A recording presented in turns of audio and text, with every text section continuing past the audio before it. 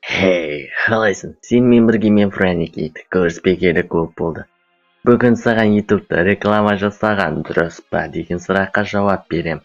Ендеше көп сөзбай кеттік. Ең бірінші, қазақтың блогерлері неге казино рекламировать етеді деген сұраққа жауап берейін.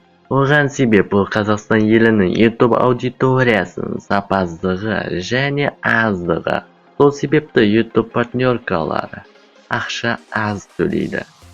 Сондықтан да блогерлер контент сапасын көтеру үшін кез келген реклама берушінің ұсынысын қабылдайды.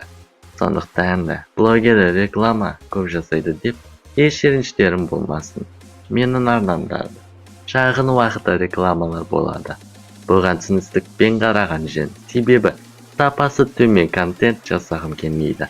Ал егерде рекламалар жыныңға тиіп жатса, блогерлерге өз көмегіңді тигіз. Әр видеосында үлкен активность көрсетіп және достарыңға тарат.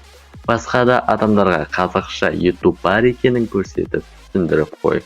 Мінеки, блогерді жамандағаннан гөрі оған өз көрерменінің кінәсі бар екенін біліп қой.